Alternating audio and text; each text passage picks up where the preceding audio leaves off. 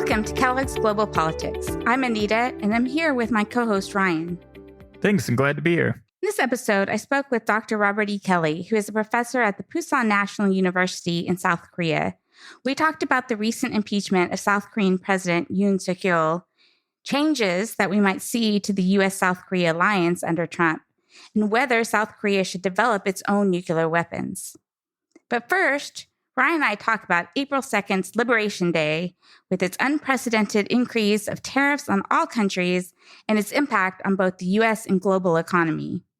We also discuss the U.S.'s apparent move to walk away from the Ukraine peace deal and what that potentially means for the ongoing war between Russia and the Ukraine. So before we get to the fun around Liberation Day, you have had a very, very, very busy month and a 2-week trek to California and South Korea as part of a National Defense University. So why don't you inform the listeners some about the highlights from that trip? Yeah, so we were traveling. I feel frustrated that I wasn't able to immediately report on these tariffs and instead was monitoring it constantly from Twitter. But basically, the group I'm with, as I've mentioned before, is autonomous systems and robotics. And so we met with leaders in the space more generally, but also in the defense area. So the South Korea trip was especially neat for me, getting to go back to this country where you and I both met and have been to many times, but it's been a long time. And I was able to ask some interesting questions about what people think about what's going to happen after Yoon's impeachment with the new elections and how it'll probably be a liberal president, even though South Korea is so divided. But this kind of scandal and impeachment, which I'll get to later in my interview with Robert Kelly, was definitely very damaging to the Conservative Party, as you might imagine. One thing that stands out is people are doing some pretty cool things with robotics and uncrewed systems in both the air and the sea, and even to a certain extent, the land domain. But I think one thing that was striking to all of us is that it's still out a ways before it's going to be really a game changer. 5 to 10 years, I think, before we'll be able to see any impact on the way we wage war or strategy or anything of that nature. Yeah, no, that is interesting because they always act like with the advances in Ukraine that's essentially kind of the future of warfare. And I think there's so much emphasis on like the drone aspect of it that it doesn't emphasize the kind of the blocking and tackling that's still pretty fundamental, especially to that war where it's number of artillery shells produced, it's the sheer manpower, it's the waves of attack from like North Korean soldiers as opposed to the autonomous systems, which my impression is like Ukraine's maybe been more effective than the Russian side in terms of at least evening out a little bit some of the advantage that the Russians have overall and kind of traditional ordnance and ability. But how much did Ukraine come up in some of the discussion around how people think about autonomous systems? I mean, it's definitely there. I think we're talking to people who want to advance the technology beyond. You know, what's kind of interesting is drones aren't completely new. You know, the technology emerged 30 years ago, really. Right. And some of these companies have been building them for 30 years. And mostly it's not on new technical aspects of what they can do as much as it is how easy it is to set up or how many pounds they weigh. And I don't know that you see yet any kind of real fundamentally new uses beyond what we're seeing in Ukraine. And then there's the fact that in a conflict with China, which is what the military is most focused on, kind of obvious in everything Hexas has said, maybe to the detriment of our future conflicts. But drones would be much less useful there because they don't have very long range. Right, because that's going to be kind of that balance of, because obviously China would have a huge advantage in terms of the traditional number of ships it'd be able to deploy. And then I know there's been a lot of articles lately on kind of the hypersonic missiles and the vulnerability of the U.S. Navy against those. So most of the U.S. Navy would have to be kept at a pretty large distance, which I guess keeps autonomous systems out of the fight from that standpoint. Being particularly useful in that. Yeah. So, I mean, obviously it did we have seen new uses for it in Ukraine, but not necessarily in the technology of itself of developing drones, more just the way drones have been used in the conflict. And then you had the chance to visit Anduril as well. And I think the founder, who's quite known for his personal style, Palmer Luckey. What was that like? And what was his presentation and kind of message? Yeah, I mean, it was incredible that he spent an entire hour with us. One thing that I didn't realize is how the more profitable end of their business is actually making the autonomous software that goes into these systems more than the development of the hardware itself. Even though C says he's the one who invented Oculus, that he's more of a hardware person at heart, but every dollar he spends in software gets him $4, where it's not nearly the case in the hardware that they produce. But he spent so much time with us, and views ranging on his frustrations with how the defense industrial base hasn't really changed to allow more companies like his to really be innovative and disruptive and really get in on the way that the Defense Department purchases new items, and that it's still really, the regulations and such is still really exclusionary of smaller businesses. So is he hopeful then around the potential changes under a Trump administration, or how Hegseth looks at things? How did he view that? He didn't seem particularly optimistic. Okay. He was more just in general frustrated by the way they keep saying things will change and then not changing, and just the fundamental hurdles, and kind of like what he thinks they bring to the value that other companies don't, which work more on a contract basis. So they get paid for their hours and have less incentive, where a company like Anduril builds the product first and then sells the product instead of selling the contract work on the product. Right. Which is kind of similar to the contract like SpaceX has, in terms of they have a set service they're going to deliver, and the government's going to pay that amount. And then it's kind of up to the firm to do it as efficiently as possible, as opposed to the big boys, the Raytheons, the Boeings, that they have an incentive to extend it out as long as possible and make changes because they can bill that all to the government. Yeah, exactly. So he complained a lot about that. Yeah. And that's something that we specifically study in our classes. And how do you get the Defense Department to change? It used to be where you had 50 or so main primes, maybe more than that. And now, you're down to 4 primes who are responsible for most of it. And how do you really get the type of innovation inside that we need going forward to be competitive with China and other potential enemies in the future? Yeah, but there's no idea if any of that sort of actual detailed, nuanced sort of work is being undertaken by the Trump administration or by DOJ. Yeah. I mean, he definitely leans very right. I think someone looked up his brother-in-law is like Matt Gaetz or something. I'm not sure. Okay. Yeah. but he mentioned politics quite a bit. But I think he didn't seem any more optimistic that anything that the Trump administration was saying was going to change these rules, because like you said, it's not just a broad change in policy. It's some like really nuanced work that would change a lot of things, but is difficult work to do, to change an acquisition system that has been working the way it has for 50, 70 years. Right. Yeah. Or at least since the 90s. I'm not sure. So yeah, but he took all that time with us, and he's a really colorful character, and that was really interesting. Yeah. Yeah. No, that's a really cool experience. So on to tariffs, which was by far making headlines every day while we were on this trip. And I had to have an outlet for that. With some of the students, had to hear my opinions on tariffs a lot. Unfortunately, most of them agreed or had been getting the same messages in their economic classes at NDU. But anyway, I couldn't believe this. Like everybody else, we knew on April 2nd that Trump was going to raise tariffs to a historic level, but had no idea that it would be at the level that it did.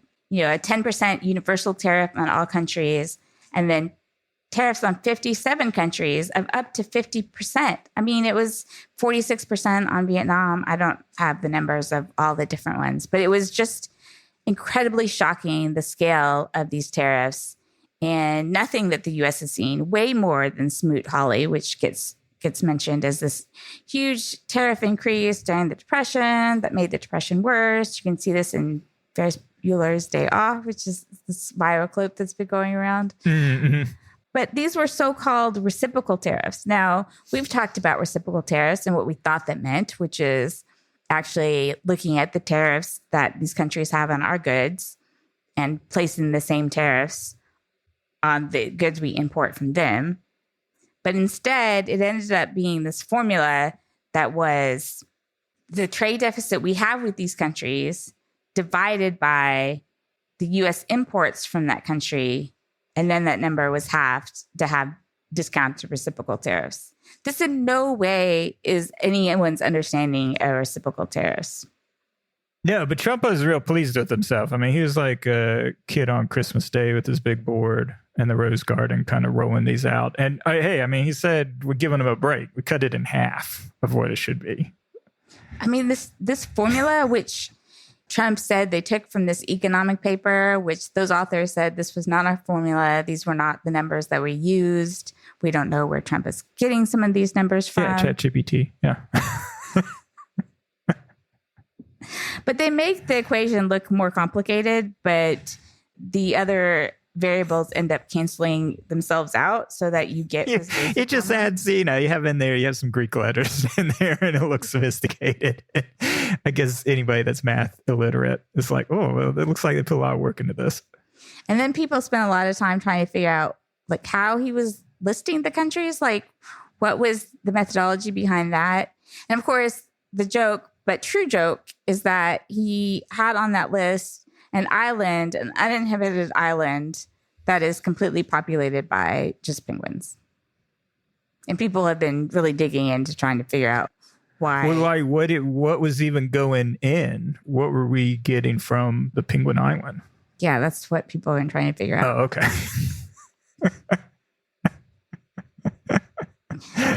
And those penguins are making bank then, I guess. Yes. It's such a big, Yeah. whatever we came in and purchased. And then, I mean, a thing to note that these were on some of the poorest countries on the world because these countries may sell us something like coffee or minerals, but they're the poorest countries on the earth. They don't have money to buy U.S. goods. Right. There's not big demand for Boeings or pharmaceutical products or Yeah, exactly. financial So they advising. can't buy stuff from us. They don't have the money. Right. And at the same time, we're getting something valuable from them. Like we can't grow our own coffee. Yeah, and it's all the, there's been a lot of around like personal households, and it's like, yeah, you run a trade deficit with the grocery store too, but you still appreciate that the service that the grocery store provides, even though Kroger isn't buying anything from you. But Right. obviously you get the food and the sustenance from that, so it has some value. Yeah. So, I mean, just really crazy and frightening the level to which this was at. And to cause more chaos, then on April 9th, Trump put a pause on these special tariffs on the 57 countries. And they're paused to July 8th, I believe, so that they could negotiate trade deals with these countries. But as of April 15th, average tariffs the U.S. places on goods has increased from 2.5% to 28%, which is the largest since 1901. So this is actually higher than at any point during the Great Depression. Yes. That's quite an accomplishment. Well, it is back to the McKinley era. And, McKinley has been his role model for this Trump 2.0. So mission accomplished. Things were great in 1901. That is when America was great. Yeah. Yeah, right. We were in our fun little imperial phase. We'd just beaten Spain. We had the Philippines and Cuba. And yeah, everything was going gangbusters. I guess that's one perspective. As we cruised into for a narrow slice of white men, everything was going gangbusters. So one thing that is worse than high rates for companies is not knowing what future rates will be. And this is what I was alluding to earlier in Austin, talking to a CEO who was just completely frustrated by the idea that tariffs could be at one rate on Monday morning and a totally different rate on Monday afternoon. And how are companies supposed to plan? I mean, they're like, to build a supply chain, he said, takes a decade, and orders themselves often take 12 to 18 months. And this is somebody who builds the products in the United States, but his supply chain is global. All these people that we met that build in the US, they make things in the US, they manufacture in the US. Yep. They all depend on inputs from the rest of the world. And China is a big part of that. Right. Which we have sky high tariff rates. So supply chains are global. In order to make things in the US, to have these high tariffs is very disadvantaged, but also to plan. I mean, no one's going to build a factory when they don't know what tariffs are going to be in 4 or 5 years, which is how long it would take to build the factory in the first place. And now people don't even know what the tariff rate is going to be next month, let alone in 5 years. So this sort of instability is terrible for companies trying to build things in the US, for obviously people who sell these goods in the US. So what I could figure out, and I can't guarantee this is 100% accurate, but the active tariffs, as far as I can tell, are the 10% universal tariffs, to which countries like Australia were like, hey, we actually have a surplus with us, not a deficit, but it's universal in all countries. I think we still have the 25% on Mexican and Canadian imports, 25% tariffs on all automobiles with an exemption for U.S. content, 25% on all steel and aluminum products, and the 145% on China. No, I think that's right. It was kind of interesting because, I mean, obviously, the entire global economy has been negatively impacted from this effect, and that's been reflected within the markets. But when he announced the pause on the reciprocal tariffs, the markets rebounded a lot until you began to process and see with the increase on China, which I can't remember what it started as when Liberation Day began, but the escalation up to 145% was kind of a function of he wanted to still look tough, that he wasn't backing down, and that all of this action had been around, we just want to isolate China because China is really the bad player here. But the net effect on the American consumer and small businesses, American businesses in general, was actually a little bit worse before his pause on the reciprocal tariffs, just because so much of the input coming from China and this tariff being gigantic. So I think it's taken the market a long time to process that. On top of this constant chaos of reversals and backing down. And so it's no wonder that businesses and decision-making is almost frozen up, because even if you're not dependent on inputs necessarily, the environment itself around the market, around bonds, around consumer confidence have all been so negatively impacted that it's hard to know what's going on from one day to the next. Yeah. So that is really terrible for the economy. That's basically what it comes down to, that sort of economic uncertainty. And one of the effects is that normally, when the stock market goes down, more people buy bonds because they see that as a more stable investment. But what was very worrying, and people think led to this pause, is that people were selling off the bonds and the interest rates going up. So this creates a lot of problems when you are running a very high debt like the United States is. Now, people originally thought, some people thought like, this is a strategy. The stock market goes down.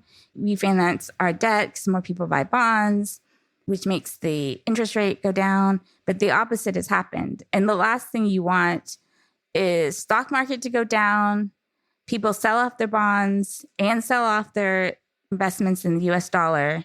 If we were a developing country, it would be a catastrophe. Oh, I think there was a quote from James Carville that if he was to be reincarnated, they wanted to come back as the bond market because it was probably the most fearsome force known to man. And it does seem like, similar to what we saw in the UK with Liz Truss, the one instrument, unlike equity markets or the stock market, and disciplining out of control government. So yeah, it really seems like this is the fear of seeing that and like you said, going against what supposedly the Trump administration is trying to accomplish, that it would accept that, oh, well, we're going to cause a recession. But in every other incident, because the U.S. is historically seen as a safe haven, and when people are afraid, they're going to move money conservatively into U.S. bonds. That reduces the yield. We have $9 trillion to refinance, which is like 30% of the GDP over the next year. So the thought was like, oh, I'm super genius. We're going to refinance this debt. I'm going to also threaten Jerome Powell, so the head chairman of the Fed, to lower rates as well. And then we're going to save so much money because they're not going to be paying these hundreds of billions of dollars on servicing the debt. But all of that worked against them. It was all going bad. And now there's a full-on sell America trade, like you mentioned, where it's everything going down. The dollar, the bonds, the stocks, which is really just unprecedented. But it shows a fundamental breakdown in trust of the U.S. and its system, which is unbelievable that this could be caused. I mean, I remember the Economist articles from right before the election, and it was about how amazing the U.S. economy was, how it had outperformed Europe and the rest of the globe to such an extent over the last decade. And it was really something to be marveled at. A lot of people were jealous of like the U.S. economic performance. And now we're 100 days under Trump, and it's crashed into a brick wall. Just truly extraordinary. Yeah, I mean, we may have mentioned this before, but I mean, U.S. presidents, get a lot of flack for the economy, but they rarely have much direct control over the economy. Right. Yep. But we've seen how a president can wreck the economy pretty easily, increase taxes by a huge, just all these things is a little unbelievable. I think a little unexpected that he could do this much damage. Obviously the things he talked about on the trail with tariffs and stuff. Everyone knew he was going to raise tariffs. No one just knew by this sort of scale that he would raise tariffs because of this economic chaos that he's incited. And I was listening before he reassured people that he was not going to fire Jerome Powell of the Federal Reserve. It had been the worst April for the Dow since 1932, since the Great Depression. Oh, yeah. No, I believe it. I was about to throw up during that whole week because you do not see drops like that, I guess, even in a full-on blown financial crisis. But we were so close, before he announced that pause, of something truly terrifying. Well, this includes the drop that happened after he started threatening Jerome Powell when the markets went down by a lot as well. It reached the bottom right before the pause, because it had dropped from S&P 500 around 6,100 to S&P around like 4,800. And all this was within a week. So that velocity of the drop was what was terrifying and kind of unprecedented. So obviously we've seen that even this pause has not stabilized the bond market to the extent that we need to see for the U.S. to continue its sort of the economic privileges that it's enjoyed throughout the post-World War II history. Yeah, no, it has not been real. It's still considerably heightened compared to where the trajectory that it was on prior to Liberation Day. So people are watching that, and every bond auction, I think, is being watched very closely and seeing the appetite of foreign investors for those purchases. I think an interesting part is you are beginning to see pushback from small businesses, from state attorney generals on the legality of the whole tariff. Because I think, to your point, the shock was like, how can this one man who seems unaccountable at all, might as well be a king or an emperor, can just single-handedly wreck the largest economy on the planet with apparently no accountability. And his authority rests under a law from the 1970s, the International Emergency Economics Power Act. So this is what he's claiming, that there's this emergency and that he has the unilateral right to set tariff rates. The evidence of the emergency is primarily that there is a trade deficit that exists between the U.S. and other countries. That's what's being applied for the majority of countries. But specifically for China, Mexico, and Canada, it's around fentanyl. That this is declared a emergency and that these are the powers that he has. Now, obviously, you are getting a number of legal challenges, but it's going to take time to walk through it. But the biggest thing is, I mean, Congress has chosen not really to challenge. I mean, you're getting a little bit of it around the Canadian tariffs, or like 4 Republican senators have come on board with some way of challenging some of the tariffs that have been placed on Canada specifically, but there has not been a broad-based kind of pushback yet. It's just crazy. Yeah, it's really, really frightening. It's just one more thing. It feels like every day is just one more thing. And we're sticking mostly to international economy, but could go on about many, many, many, many things. So the response from China may not be what Trump wanted it to be, because they have refused to directly negotiate. So tariffs on Chinese imports are 145%, while China has placed tariffs on imports from the U.S. at 125%. Now, a couple of things promising is Trump said that these are unsustainable at 145% level. And then China has recently exempted some goods. I didn't see what the list of goods are, but that just happened yesterday. But in general, China has been unwilling to directly negotiate with the Trump administration. Part of the problem is that, the White House has put too much stock into this idea that Chinese economy is weak and can't survive these sort of tariffs, where there's no actual evidence of that. Most people think that China can wait out these tariffs. Obviously, it's going to be economically harmful to them, but they also have ways of punishing the United States. They control many goods and inputs that can't be gotten anywhere else, like rare earth magnets, which go into vehicles and all sorts of important goods that we think about. The Vox article had a lot of good points around kind of the Chinese advantages. And on that was, we have these irreplaceable parts, like the rare earth magnets that, some companies, and definitely like the Japanese companies, because of their negative experience in the 2010s, have a year supply worth of. But a lot of U.S. firms have maybe a month or two supply. Yep. So once the supply is cut off, I mean, you're going to run into major shortages from the get-go, because there's just not the alternatives that exist out there to the scale that's needed, compared to the Chinese, who they have other knobs that they can turn. I mean, the U.S. trade component makes up like 15% of their total trade, but they can instantly deposit funds into every Chinese bank account if they want to try to encourage consumer spending. Now, this has been unsuccessful. They haven't tried something as bold as that, but this is something that they could do to stimulate their own economy, or they could just open up new trading paths. And that's definitely something they've been pursuing, particularly like in Southeast Asia. It's like, how can we make up this loss of U.S. export markets and things like that?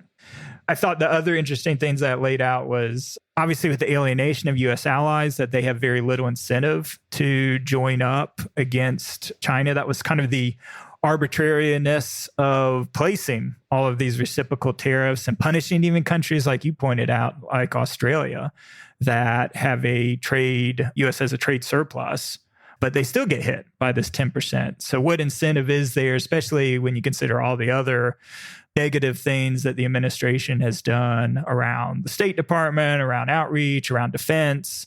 Why should any other country have the incentive to kind of cooperate with the U.S. on these issues? More than that, I mean, Trump is really, really trying to put the hammer down and force countries like India and Vietnam and other Southeast Asia to choose, South Korea even, to choose between the United States and China.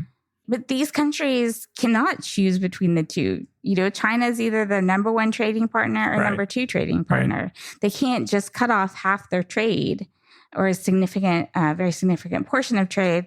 So Vance was in India talking about how cooperation would be this beautiful thing. Lack of cooperation would be devastating for the future of mankind, or something to that effect. Damn, him and Elon, they're both just like constant fate of humanity's undertake unless you implement this very specific policy.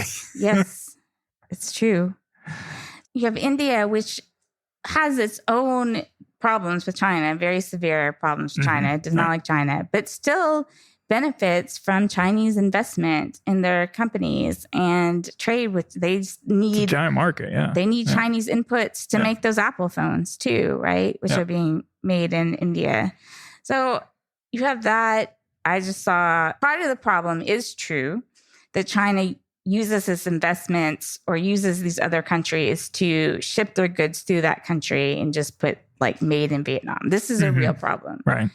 But it's not an easily fixable problem. And just to say that these countries have to dramatically reduce their interaction or get rid of Chinese investment, which their economies desperately need. These are the things that Trump is asking for in order to permanently reduce the tariffs, like the 46% tariffs on Vietnam. Right. And it's just simply, this is the thing that countries have worried about for a long time, being asked to choose between China and the US, because it's just not feasible for them to do that. So then I thought the final point, which is kind of the most obvious, was the political aspects of it. And obviously CCP has a much higher staying power, although I feel like it's overemphasized a little too much, that because you have enough, I guess mostly of the older Chinese generations that remember the before times of the huge amount of economic growth, that there's like this instinctual ability to suffer, and that suffering can go on a long time. There are some interesting anecdotes. I didn't know that she had spent some time during the Cultural Revolution living in a dirt cave. Yeah, I read that too. That kind of amused me thinking about Trump at any point living in a dirt cave. God. So yeah, the idea being that she, even as the embodiment of China, is just so much tougher than Trump and to last. And honestly, it's been living up to it because he's had to do like nothing. And Trump already seems to be caving on obviously the ridiculous tariff levels and things that he's been attempting. Well, like I said, it's not like, I know that's the way it's been portrayed. It's not like China's not doing anything, exempting certain goods. And, I don't know how significant that is. Yeah. But I mean, it definitely is taking an economic toll on China. And you said their willingness to suffer, but also they need this to be resolved too. But they won't do it in a way that makes them look weak. Yeah, and I think that whole weakness point, and maybe not understanding exactly the level that she is like portrayed internally, I don't think I appreciated it. But there was a quote from The Economist, and it was tying back to, because if you remember, she was invited to Trump's inauguration, but obviously typical Trumpian thing where it's like last minute. So of course, she's not going to show up, and they ended up getting one of the vice presidents, is very low level position within China, like hardly any power, was able the one to attend. It was the idea that there's no way that she could attend because he's presented as this ruler of the ages, like a worthy successor to China's greatest emperors. And he could not possibly attend a barbarian ceremony where he would just be one of the VIPs. So I didn't know that degree. I mean, I get that he was put on the level of Mao for sure and has his own little book of thoughts, but that he was seen nearly godlike within the country. Is that kind of the impression you got within, that it's so dependent on him being at this so much higher level than any other politician on earth that and that part of the article was like, the chaos and the informality of Trumpian diplomacy, let's call it that, that it's hard for China to deal with. Yeah. Yeah. Yeah, I agree with that. Okay. I thought that was interesting. It was an interesting visual. I said Trump living in that cave. That's funny. We could talk about this all day, but before we get to the interview, we also wanted to mention the Ukraine peace deal.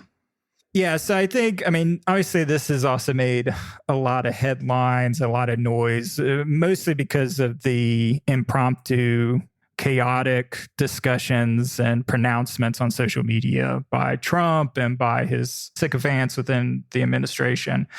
But right now, peace talks seem to have stalled out between US, Russia, and Ukraine. But some analysts think that we are beginning to land on a general outline of what at least the U.S. is putting forward. And a lot of this is around the potential recognition around Crimea. And that was probably the most shocking thing to come out on the U.S. side. The U.S. has kind of historically always opposed any sort of formal recognition of Crimea.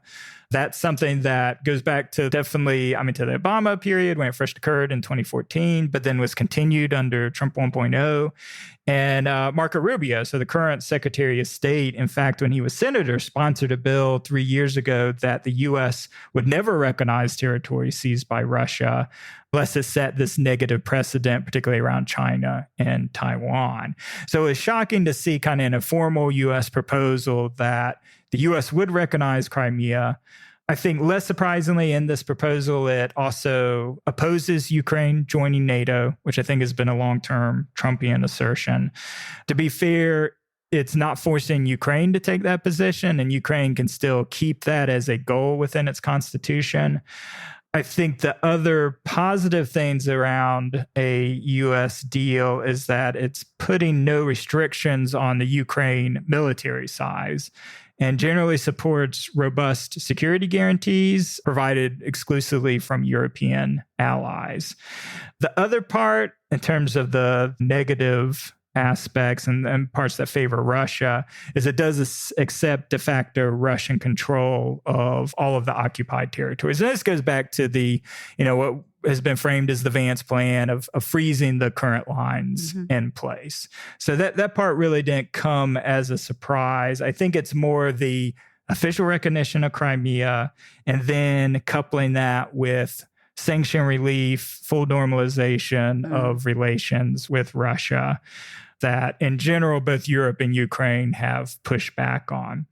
So that being said, the Ukraine proposed a counterproposal that came out last week. This also agreed with kind of the U.S. proposal that there's no restriction on the Ukraine military size, but then requires a much more spelled out version of European security contingent that has formal backing from the U.S. in terms of like intelligence sharing and also what Europe has asked for as a backstop of U.S. support. So if Russia does invade, that the U.S. will step up so that Europe isn't exposed from a defense standpoint if it's essentially on the front lines of a future combat, if it has people within a future DMZ.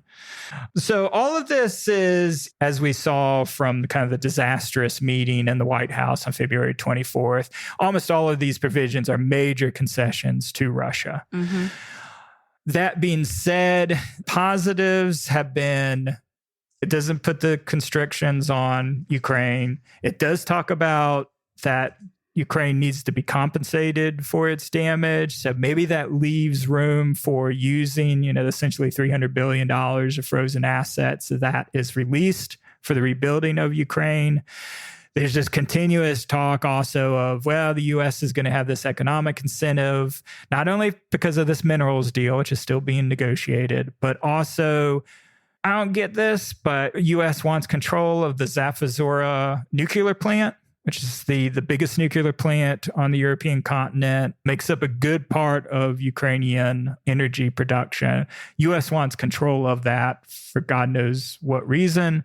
But supposedly these two things put, as David Ignatius said in a somewhat questionable opinion piece, a tripwire for U.S. involvement. Because Zaporizhzhia is right on the border of like where a DMZ potentially would be, and maybe would be part of a land swap with Russia to have like control of that parcel of land, which I think is currently under Russian occupation. The Russians control that plant.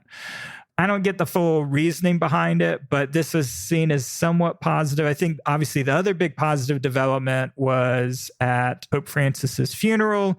In a sideline meeting, you had a meeting between Trump and Zelensky. This is the first one since the disastrous White House meeting. Generally was seen as at least symbolic of being positive.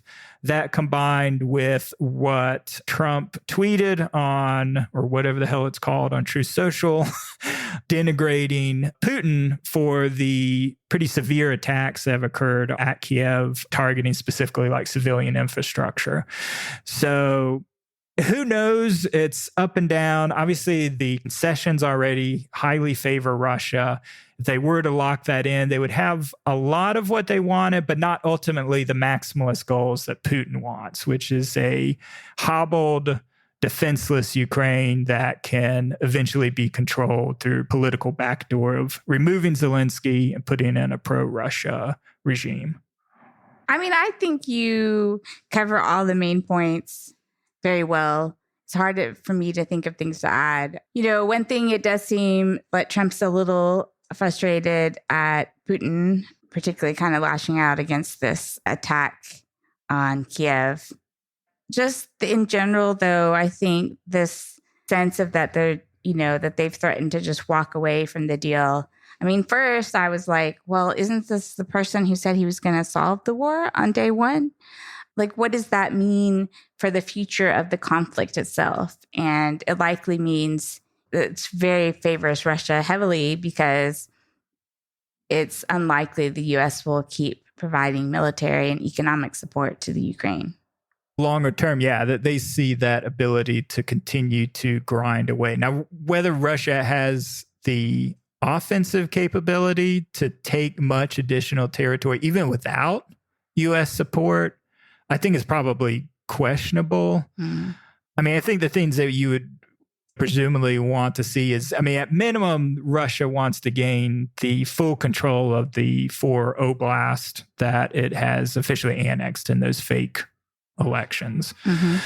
So I think that would be their goal. And then to hobble Ukraine's access to the Black Sea. I mean, that would be the big reach because they would have to take some major, I can't remember if it was Mariupol, or they'd have to take some major cities in the southern coast in order to do that. And it's, I think, highly questionable whether even without U.S. support, given the time that would take for them combined with the time for Europe to kind of ramp up to the extent that it can, that those forces want to kind of balance each other out, and that ultimately you still end up with roughly the same sort of stalemate.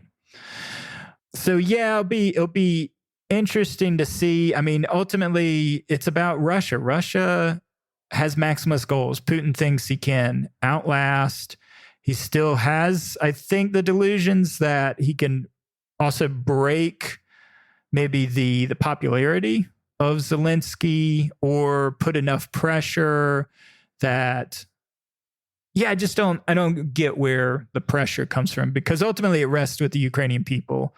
Ukrainian people are still even willing to fight for Crimea. I mean, that's what was so upsetting about the U.S. giving it up, is that there's still a huge amount of popular support despite the suffering, despite the huge toll in lives that Ukraine has had to give. If anything, I mean, Zelensky's become more popular because of the attacks that the Trump administration, which is a very common thing. Whoever Trump's attacking becomes very popular within their country, as we've seen, like Canada with the election coming up tomorrow. So I don't know. Like I mentioned with the Ignatius piece, he's optimistic. I mean, I don't think there's certain aspects of the plan as it exists now that are, I get the realistic part. I mean, it's going to be, the battle lines are where they're at. They're not moving. To freeze those lines, to have some sort of informal recognition, not the formal recognition that the U.S. is having, but the informal recognition that Russia controls this territory. And you have to accept that. But if you could get a deal where Ukraine is allowed to keep its very experienced, built-up military, and Europe is allowed to provide 100,000 troops to help deter, I don't see Putin agreeing to this. Yeah. So I don't know why these morons thought that you could negotiate a quick deal when Russia has, it's Putin. Putin has to have the incentive, and he doesn't have that incentive right now, unless you're willing to escalate militarily. Right. And the U.S., Trump will not do that. Right. And that's what needs to be done to make him negotiate, because the only thing he respects is power. But it's not going to happen because they're not willing. I mean, he talks tough. But remember, I mean, even the True Social thing, what was he willing to threaten? Sanctions? That's bullshit. Yeah. There's already a million sanctions on them. The only thing you could do is cut off oil markets, which works against what they're trying to do. I mean, that's the only thing I think Trump's been successful at in crashing the economy and getting the Saudis to pump more oil is that, yeah, energy prices are down. But you go against Russia and trying to cut off that supply, that's just going to undo all of that, keeping that supply off the market. So, yeah, he's fundamentally, now that I'm talking through it, he's like fundamentally has kids' gloves with Russia. Because if he was serious about putting them to the table, he would amp up and provide them with the next level of armaments to really strike, like Moscow, to strike strategic targets within Russia. And that's the only way you're going to get them to the table. No, I agree. I mean, it's hard to see. Putin seems willing to fight through this stalemate, essentially. And what is this? I mean, that's always the biggest thing. Like you have pressure points on Ukraine, but you don't have any of those pressure points on Putin. And it seemed like Trump just thought going in, his rapport with Putin would be enough to get a deal, get Putin to agree to a deal. And I mean, unsurprisingly enough, that's not true.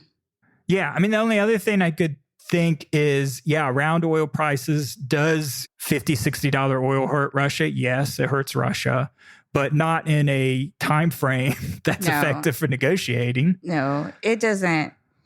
The Russian economy could be further damaged, and it's still not going to change its ability to produce things. It's I mean, they're already ramped up into a wartime economy. Yeah.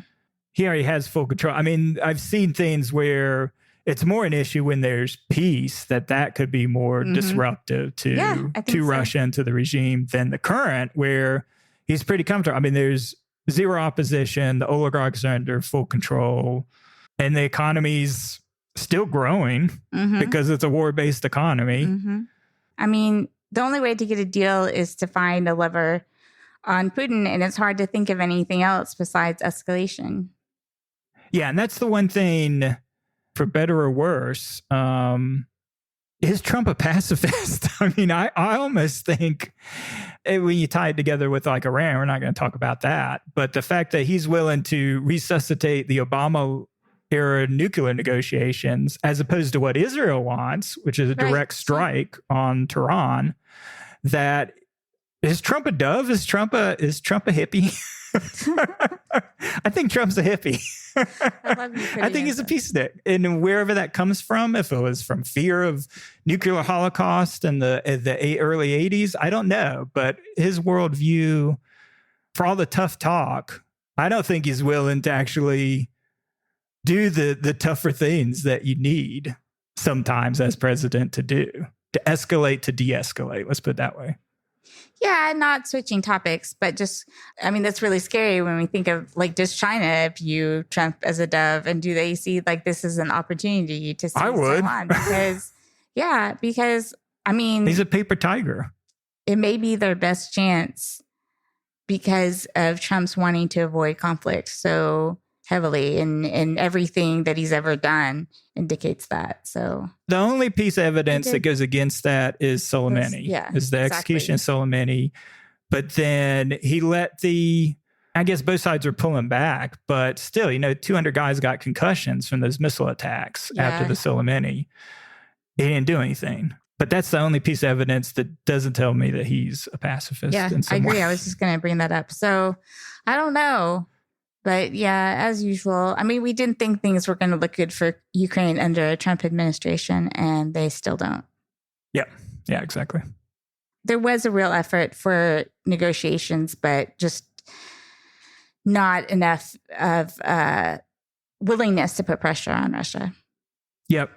So finally is my interview with Robert E. Kelly. Now, some people may know him as the BBC dad for this viral video that occurred about a decade ago of him being interrupted by his children while doing an interview on the BBC. Yeah, no, I loved that. And when I heard that you talked to him, I thought that was very cool. That was a very enjoyable clip. It's amazing.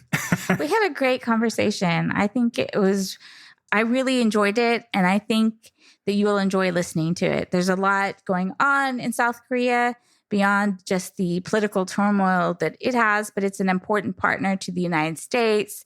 And when we think about shifting almost exclusively our military focus or defense focus on China. South Korea has a big role to play in that. But what role will it play is a big question, especially with new liberal leadership, which often creates tension between the United States and South Korea. But then you have Trump thrown into the equation. So we expect to see a lot of tension and a rough road ahead for U.S.-South Korea relations. And he makes a really interesting argument that very few will make, that South Korea should go nuclear. So it's interesting to listen to his arguments for that. So I hope you enjoy. Hi, Bob. Thank you so much for coming on the show. Hi, thanks for having me today. Hi, as I mentioned to you offline, I recently returned from South Korea, and the one thing that seemed to be on everyone's mind was the impeachment of President Yoon Suk-yeol. For context, on the evening of December 3rd, President Yoon declared martial law, accusing the opposition party, which has a majority in the National Assembly, of conducting anti-state activities and collaborating with North Korean communists to destroy the country, thereby creating a legislative dictatorship. The following day, both parties passed a motion to lift martial law. President Yoon did so a few hours later. President Yoon was impeached on December 14th, which was upheld by the Constitutional Court on April 4th. He is currently facing a criminal trial for leading an insurrection. What do you think led to Yoon's decision to declare martial law? Did he perceive that his own political survival was at stake? I don't know. If he did, I think that's kind of delusional. I don't really think there was anything remotely that extreme at stake. No, I think if you actually read the statement, I think it really reflects sort of two things. One, it reflects sort of longstanding South Korean conservative beliefs, McCarthyite-ish perhaps, in that the South Korean left is somehow in cahoots with North Korea. Right-left split in South Korea is still overlaid, if you will, by the Cold War of that sort of continues on the peninsula. And so in the same way that sort of European conservative parties used to think that social democratic parties in Europe were somehow sort of cavorting with the Soviets and stuff like that, that dynamic still sort of exists here, right? I mean, it's a regular sort of attack by South Korean conservatives on the Progressive Party here that they're pro-North Korea and so on. And I think Yoon Suk-yeol drank deeply of that ideology. There's a lot of conspiracy theories on YouTube and on the South Korean right. YouTube is sort of like the South Korean conservatives' venue to spread conspiracy theories, not Twitter. And Yoon was referencing those things in the declaration and then afterwards. So I think that was one thing. And that's sort of old news, right? I mean, this has been a problem, I think, for electability of South Korean conservatives for a long time. They kind of struggled to deal with the fact that the South Korean Progressive Party is kind of a social democratic party, not a pro-North Korean communist revolutionary movement. And the other thing is, quite honestly, I think that Yoon Suk-yeol was very new to politics. He hadn't held elective office before, and he did not grasp that divided government, right, where the legislature is controlled by one party and the executive is controlled by another, is just typical democratic behavior. It's typical democratic outcome, right? It's a presidential system, right? We know from Linz and others, right, that presidential systems often return gridlock because you have the dual mandate problem. And that's what you had here. And I just don't think that Yoon grasped that. I think Yoon probably ran for office too early. He should have been a mayor or, an MP or something or other first. And then he would have realized that dividing government is just normal in presidential systems. He didn't grasp that, and I think he wildly overreacted to the bad behavior of the opposition in the legislature. Right. Given that this is the second conservative president in a row to be impeached, President Park Geun-hye was impeached in December 2016. Right. So what do you think the legacy of conservatives in South Korean presidential politics are?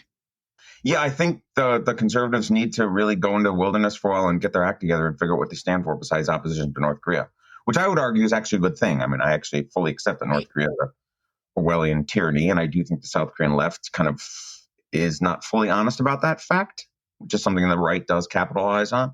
But I mean, the South Korean right needs some kind of platform, and I think they've been sort of flailing for a while on this. And then also, I think the more practical, like sort of street level politics sort of issue, I think, for the South Korean right is candidate recruitment, right? I mean, at this point, you've got two conservative presidents in a row, that have been impeached. One went to prison, the other one might well go to prison, right? I mean, that's a problem, right? When South Korea, I mean, I don't know, I'm not a comparative politics guy, but the South Korean left-wing party, it's called the Democratic Party. The South Korean left-wing party is a pretty typical social democratic party with pretty good institutionalized structures. It's had the same name for most of all of its existence, I believe. It's got a pretty good leadership sort of recruitment and turnover. It functions like a reasonably organized, disciplined political party along the lines you would see in Western Europe or something. The comparative politics folks would recognize it. The South Korean right is a mess institutionally. And I don't know why. Actually, I don't know enough about South Korean internal right-wing mechanics to know. I have some guesses, but the right-wing party here changes its name every few years. Like literally they change the name like every 5 or 6 years. The internal leadership struggles are almost always personalistic. And there's very rarely do you get like a clear programmatic statement from conservative leaders about what they want to do if they get elected. And I think all that really needs to change. And they need to do party building, for lack of a better word. And like I said, sort of improve recruitment and get away from these sort of neophytes. Because the last president, the one who was impeached, she was also a neophyte. She was the daughter of a previous South Korean dictator, and she got elected because of name recognition, right? And she also really had kind of no idea what she was doing in the presidency, and she screwed it up. I don't know if she deserved to be impeached for her screw up. He certainly did. But party building is probably what is most needed here, right? Sort of developing thick, cohesive structures that generate good candidates who are going to not flame out when they get, in front of the media. So, yeah. The last few presidential elections or the outcome of those elections, you've had a liberal, conservative. They really seem to go back and forth that way. Do you think that's reflective of the deep polarization in Korean politics or something else? Yeah, I think there's a pretty strong consensus out there now that Korea is pretty polarized. Certainly I hear that from the comparative politics and Koreanists in my department and the writing on it. I mean, and certainly I see that every day in my own students. I mean, there is pretty sharp polarization here. Elections in Korea are determined by a few swing voters. It's nobody wins with like 8%, 10%. Nobody wins with double digits. Right. I mean, forget it, right? That's always really, really tight. The election in 2022 for Yoon Yeol, that election was determined by less than 1%. There was a left-wing factional candidate who threw the election actually to the right. It was a classic example of Duverger's law. And that's really where Korea is. It's all like the U.S., actually, I suppose. Mm-hmm. And nobody really wins big anymore. And what that means is that you get sort of flip-flopping as you move from sort of one to the next. And that is most acute in foreign policy, which is where the South Korean right and left really split. And at home, again, I'm not a comparative son of my R guy, but my sense is at home that there is a pretty thick corporatist, mercantilist consensus here. And South Korean conservatives do not talk like the U.S. right back home. They're not obsessed with tax cuts, and they don't talk that way. There is some of the Christian nationalism stuff here. There is a sort of very vocal evangelical Protestant movement here, and they're small. They're only about 10% of the population, but they're very loud in Korean conservative politics, very loud. But the real split I would argue here is on foreign policy, where the South Korean left and right are like on different planets when it comes to North Korea. And I think you saw that to a certain extent in Yoon's statement, right? Where he channeled that long-standing conservative anxiety that the South Korean left is some kind of Trojan horse or fifth column for the Korean Workers' Party. Yeah. So what do you think is the chances to have the next president be liberal? And if so, how would that shape the international context? Sure. Well, after Park Geun-hye was removed, the election in 2017 returned a progressive candidate from the Democratic Party, Moon Jae-in. He won by 4 or 5%, I believe. It wasn't a blowout. Korea's polarized. To be honest, I actually thought, given that the previous conservative president had been impeached, I actually thought the left was going to win by a more substantial margin. The fact that the right managed to come within 5 points of the presidency, despite being disgraced just 2 months earlier, really sort of, again, illustrates the polarization. So I would imagine you'll see, my guess is, using the past, is that you'll see a repeat of that. If anything, probably a bit more so because the impeachment crimes were more egregious this time than they were last time. Yoon Yeol really deserved it. I mean, you can't suspend constitutional, you can't suspend the Constitution because of divided government, right? I mean, come on, right? I mean, that's what I mean. If Yoon had just been in politics for a little longer, you might have grasped that. And I kind of don't understand why the people around him didn't just tell him that. This is normal. Opposition legislators do this stuff. They get angry and they throw fruit. I mean, it's just kind of whatever. Anyway, but the previous removal was for something that is much more disputed, right? Did it actually rise to the level of impeachment or not? That's another debate. But anyway, the point is this was more egregious. And if the previous election went 4 or 5 points to the left, my guess is it'll probably be more so. All that is a long way to say that I do think the South Korean left will win. The guy who leads the South Korean left, his name is Lee Jae-myung. He's the one who lost back in 2022 by less than 1%. He's the lead candidate now. He's got some legal troubles, but whatever. I don't know enough about Korean law to know if he'll survive that. It looks like he will, though. I mean, it's certainly where the newspapers are talking about it. And so my guess is he'll probably be the president. And that comes that's June 3rd. I don't believe there's a transition period after impeachment. He becomes president right away. So the international ramifications of that are quite substantial, I would argue, because the South Korean left takes a really divergent view from South Korea's allies on a host of issues. Okay, South Korean conservatives get along with Japan and the United States and sort of broadly speaking, the Western rule-based order, liberal international order community, whatever. Okay. South Korean left does not. South Korean left doesn't want rapprochement with Japan, right? Anti-Japanism is a sort of a core domestic political value for the left. The South Korean left is pretty nationalistic, arguably racist, and wants to reach out to North Korea on the basis of inter-Korean unity and they're our brother and kin and whatever. And they're this sort of misguided Korean state, and we should sort of bring them back into the fold rather than isolate them and chase them around. And, it's America that created this problem by bombing North Korea so hard back in 1951 and all this other stuff. Okay, we don't have time for all that. And then when it comes to, when it comes to China, the South Korean left doesn't want to really be involved in a U.S.-China conflict over Taiwan. In fact, Lee Jae-myung has said that openly, that South Korea should not participate, which, if it happens, could precipitate a massive crisis because the U.S.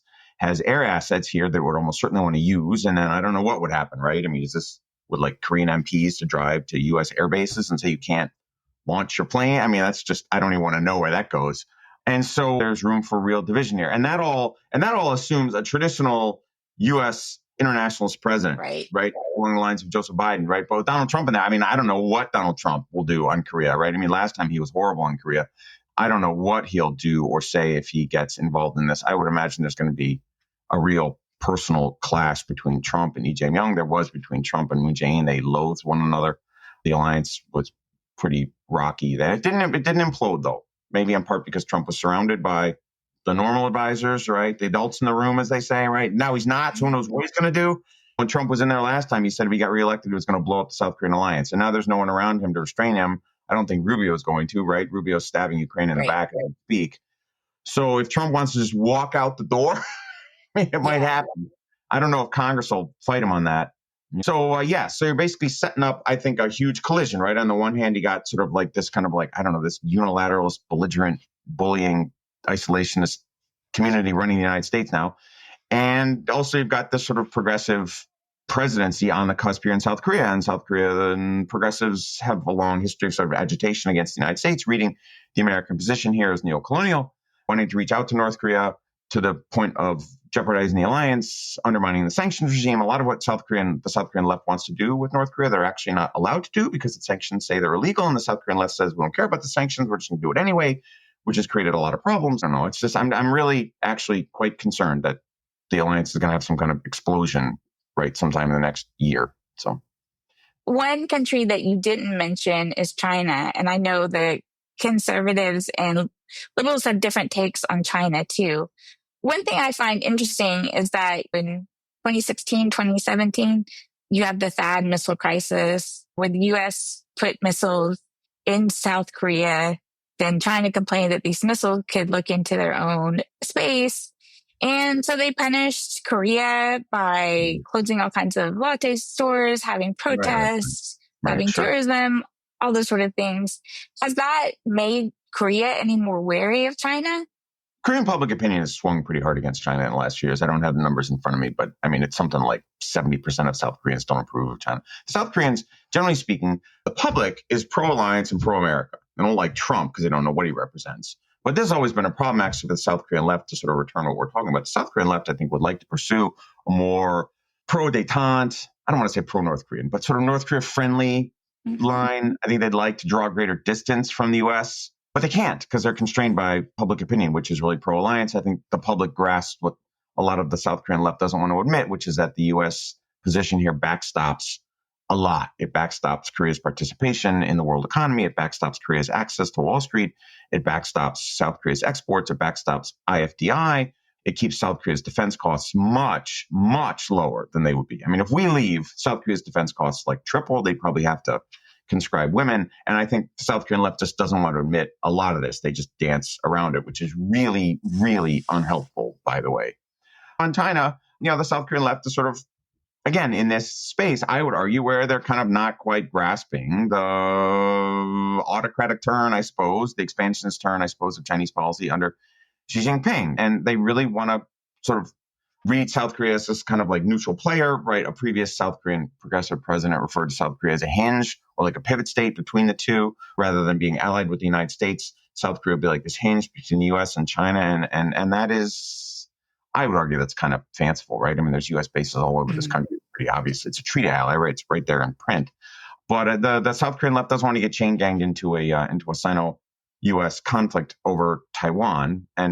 But I mean, Secretary of Defense Hegseth was in the region last week just saying, or 2 weeks ago, just saying, China's now the most important thing. It's more important than Ukraine. It's more important than the war on terror. It's more important than, Hamas, all these, the Middle East. China is our big thing. And if that's true, then, we're looking at a pretty major collision with the South Koreans on this if Lee Jae-myung becomes president. Unless, I don't know, maybe he'll back off, right? He might be constrained by South Korean public opinion, which, as I said, is really not aggressively anti-Chinese, but distant, right? And is still pretty pro-American. I think the Chinese dance around the fact that was really obviously designed for stopping North Korean missiles, right? That's not really actually designed to shoot down Chinese outbounds, which would already be in the stratosphere. Forget all that, right? That doesn't reach high enough to actually hit the Chinese outbounds headed towards Con-US, which is what they said. So they were just lying, and they knew that too. And then the South Korean left also kind of danced around it with making up all these sort of fake, ridiculous claims that THAAD emitted radiation, and like if you like live near where the battery was, you were going to get like thyroid cancer. I mean, it was just all this stuff. It was just all such bunk. It's interesting how the Korean left certainly played into that. And then, one of the fascinating debates and certainly in the IR literature that I looked at was, did South Korea capitulate or not? Because you have the president following Park Chung-hee saying the famous three no's. We're not going to have any more THAAD missiles. We're not going to be part of a Japanese U.S. missile defense agreement.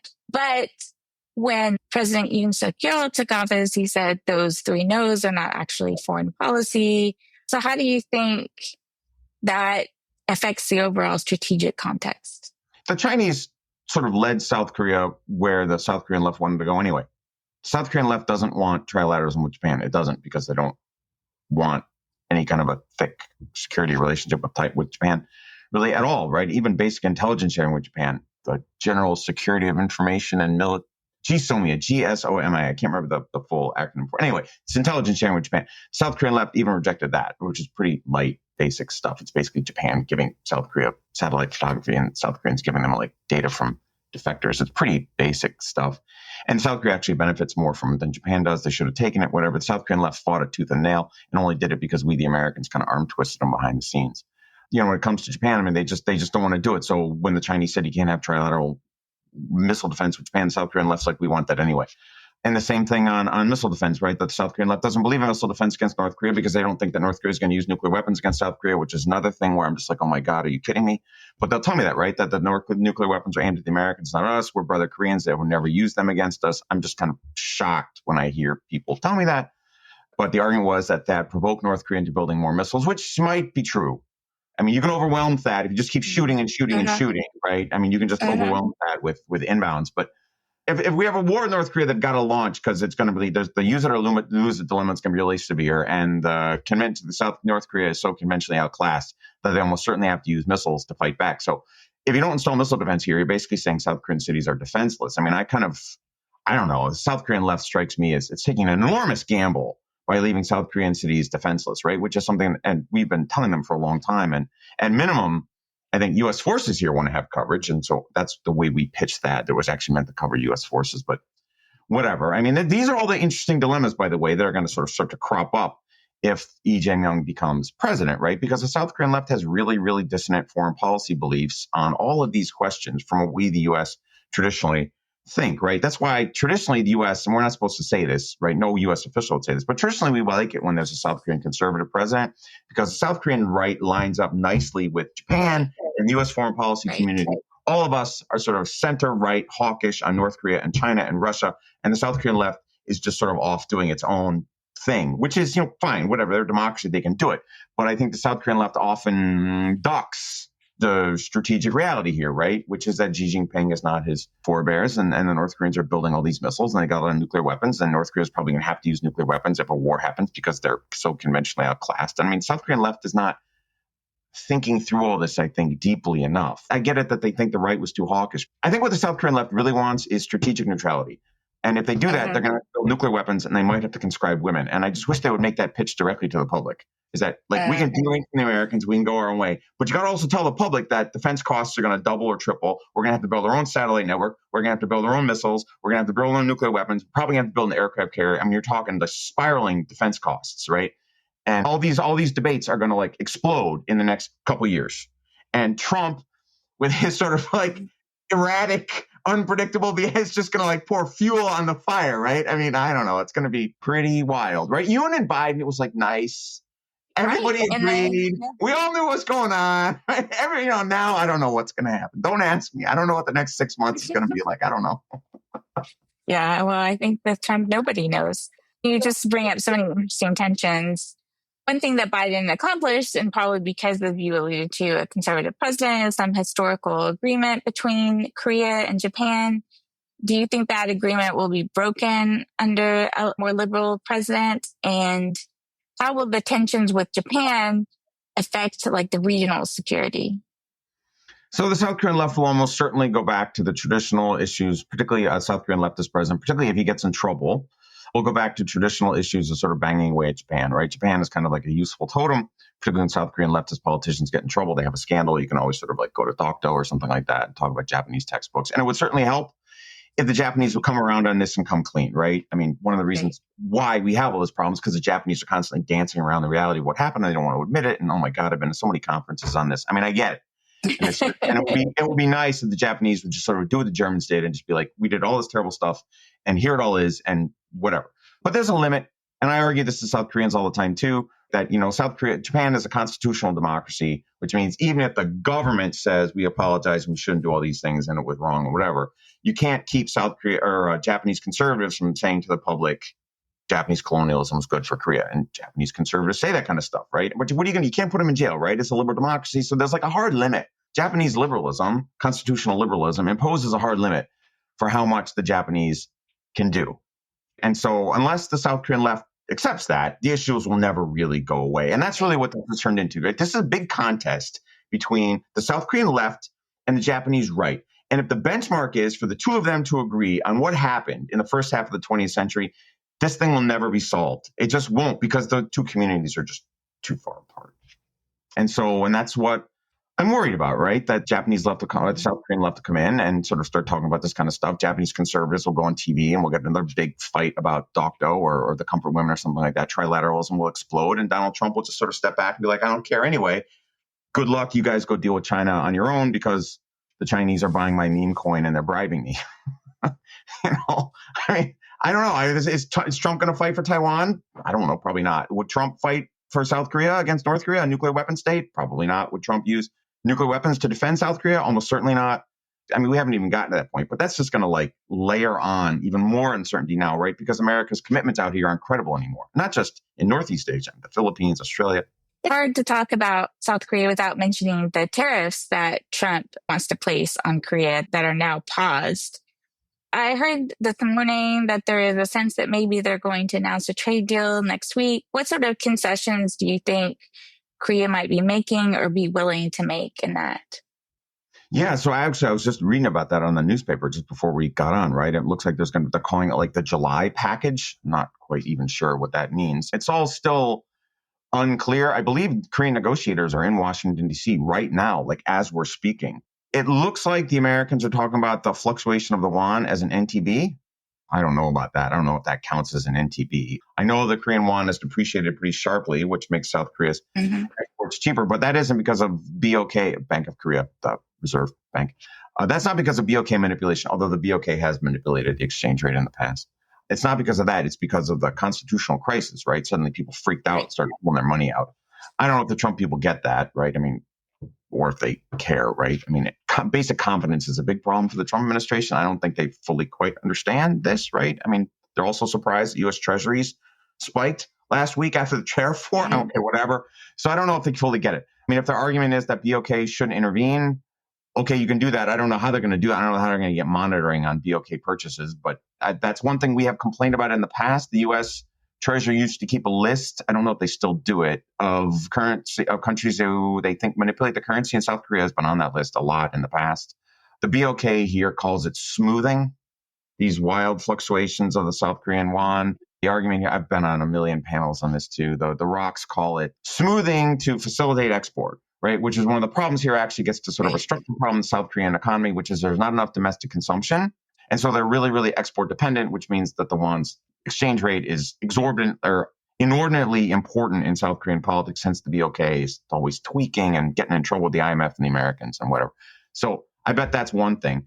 I don't know. Korean tariffs are pretty low because the U.S. and Korea have been in a free trade deal since 2009 called KORUS, Korea-U.S. FTA. I don't know how much lower you can beat those tariffs down, right? Korean agriculture is traditionally protected. The rice sector here is really, really vulnerable to foreign competition, but not from American rice. Arkansas is a big exporter of rice. Interesting. Oh, okay. South Korean agriculture is pretty vulnerable because, I mean, it's, I can look out my window and see hills. It's hilly here. Farms are very small. They use a lot of technology. I mean, it's so, like, if you had full free trade in food and ag here, the Korean farming industry would get wiped out, which is politically really, really sensitive. Farmers are always, I mean, you know this, right? Farmers are punched way above their weight in domestic qualities around the world. And so that might be something. The one thing I actually hope the Americans actually push Korea on is oligopolization and cartelization. I would argue that's really the problem here. Right? Korea's got like a couple dozen mega corporations. The Korean word is chaebol. They're basically these multi-sectoral, oligopolistic octopuses, which just kind of like have their tentacles in everything here, right? And dramatically reduce competition. The distribution system here is also really tricky for things like alcohol and stuff like that, right? You've got sort of a few cartels that control it and stuff.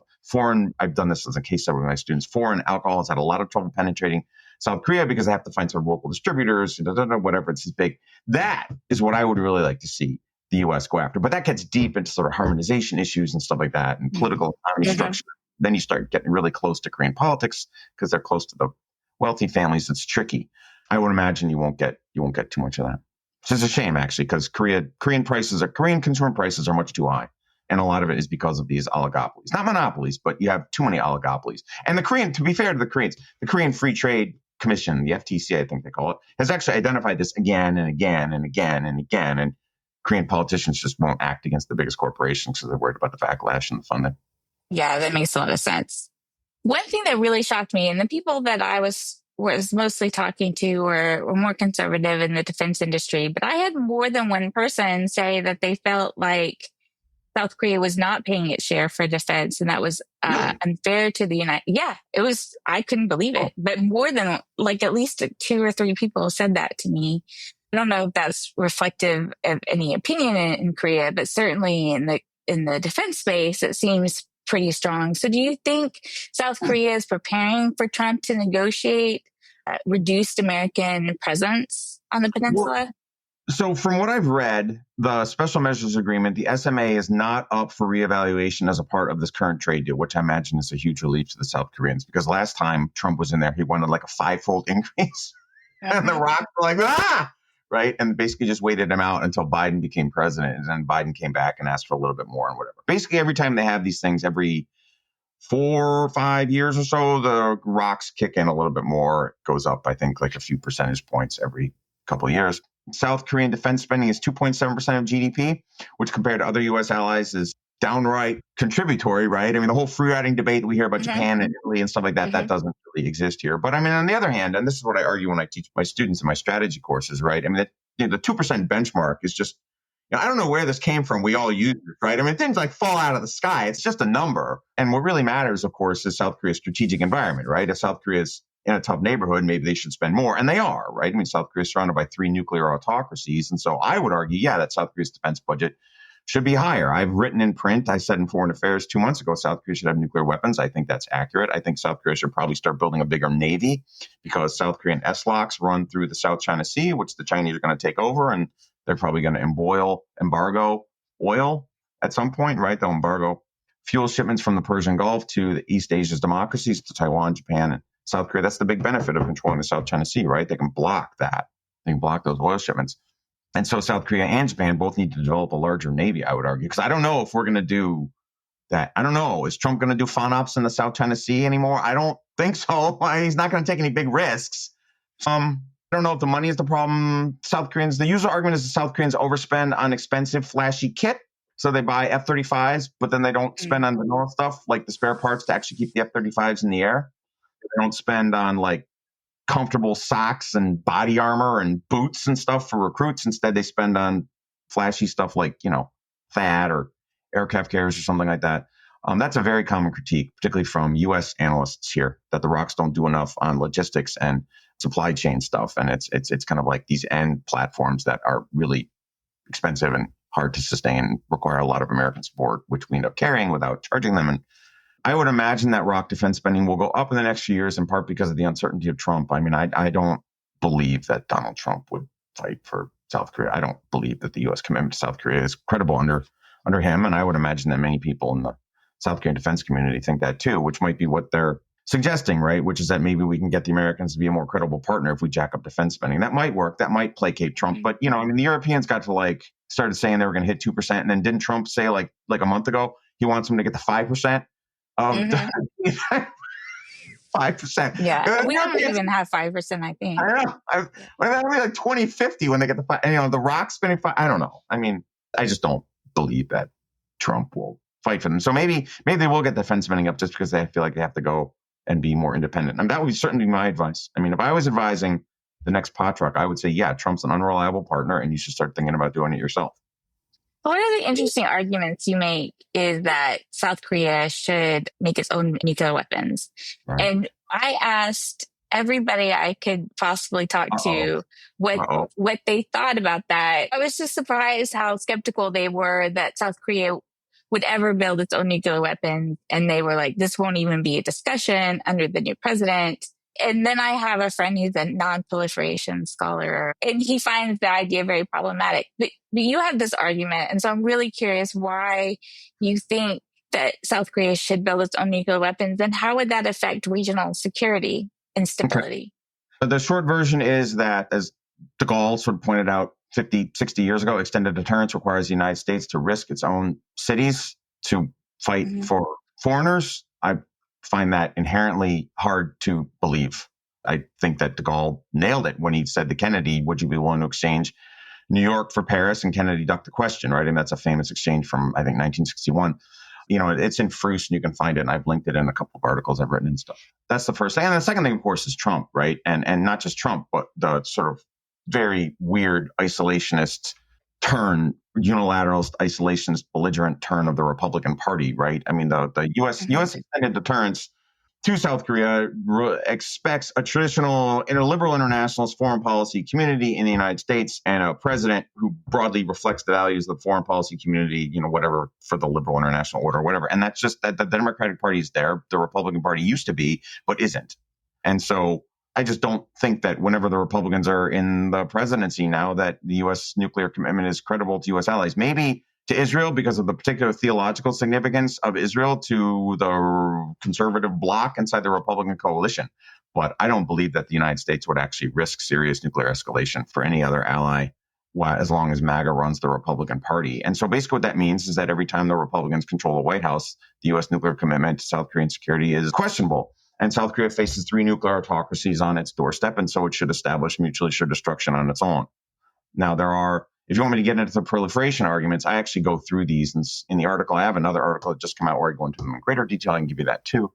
But the whole idea, the brief version of this is that if the non-proliferation treaty is so fragile that one middle-income country building a few nuclear weapons while legally withdrawing from the NPT per Article 10, I think, which allows you to withdraw legally for very good security reasons, right? It's pretty clear that South Korea is not building these things for prestige because they want to attack somebody. South Korea has been a good nuclear citizen for 30 years. They've been trying to get North Korea to not build nuclear weapons. The North Koreans have lied and cheated and scammed, and they've just been horrible counterparties on this issue. And South Korea has held its fire for all these years. If, despite all of that, the NPT were just unravel because of South Korea's exit, then the NPT wasn't really that restrictive and valuable anyway. I mean, the NPT can't be this super important regime that's sort of like holding back the flood of nuclearization, right? Of cascading nuclearization. It can't be that and all that robust and important, but also so fragile that one mid-sized power building a few nuclear weapons for reasons that are very obvious to everyone suddenly would cause it to fall apart. I just, that those two positions are intellectually incompatible. So we'll definitely link to your article. The counter argument to what you're saying is that this would provoke China, and then you'd have Japan building its own nuclear weapons, China building its own nuclear weapons, cascading from that. So how do you feel about that?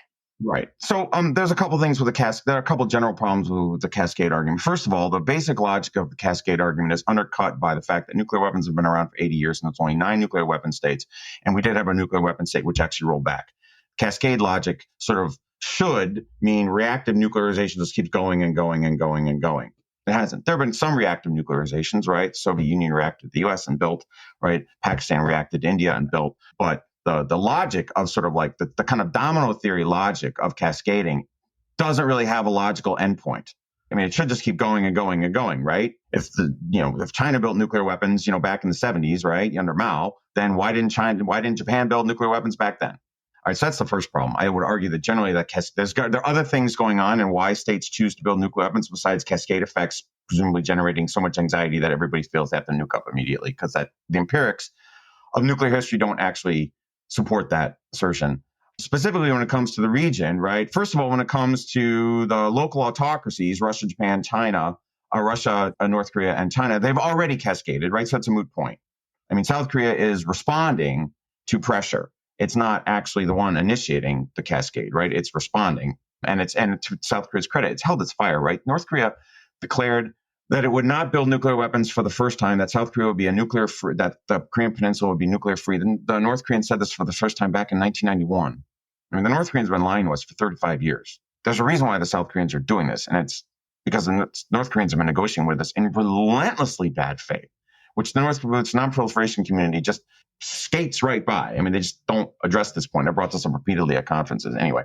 So the autocracies already have nuclear weapons. And then, so the only other reasonable candidates, I suppose, regionally are Japan and Taiwan, right? Now, Taiwan has pretty good reasons not to nuclearize, right? It's not clear why Taiwan would feel it needs to nuclearize in response to South Korea, right? South Korea is not going to invade Taiwan or nuke it or something like that, right? And when it comes to Japan, the most obvious answer for Japan, I think, and again, I think a lot of people who know Japan should be saying this, but aren't, which is that if Japan didn't build nuclear weapons in response to Chinese nuclearization and North Korean nuclearization, why would they build them in response to South Korean nuclearization?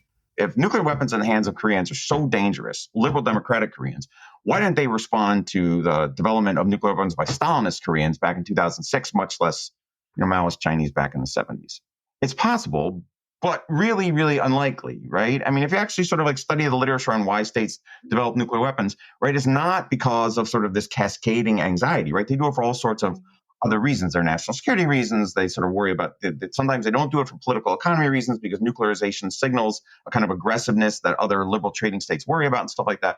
I mean, the literature on this doesn't actually support the contention that cascading is the dominant driver. So I don't buy that. Like wealthy modern states with deep bureaucracies and lots of experts who can sort of work out complicated responses to complicated issues don't just act that way. They're not on autopilot or something like that. So I don't buy that either. And who else is going to build nukes because South Korea did? Like Australia, the Philippines, Vietnam, and come on. Those objections fall apart pretty rapidly. And my co-author and I actually trot through these in some detail. We do a kind of pre-buttal thing in the foreign affairs piece. Yeah, well, that's very fascinating. And this has been such a great conversation. I want to be respectful of your time, but this has been absolutely great. And I wanted to thank you for coming on the show and sharing all these insights. I'm happy to be on. Thanks. This brings us to the end of this episode of Kellogg's Global Politics. You can visit our website at www.kelloggsglobalpolitics.com and follow us on X at Global Kellogg or me at AR Kellogg. And you can reach us by email. So Anita at kelloggsglobalpolitics.com and myself, Ryan, at kelloggsglobalpolitics.com. As always, please see the show notes for the articles we discussed in this episode. Bye. Bye.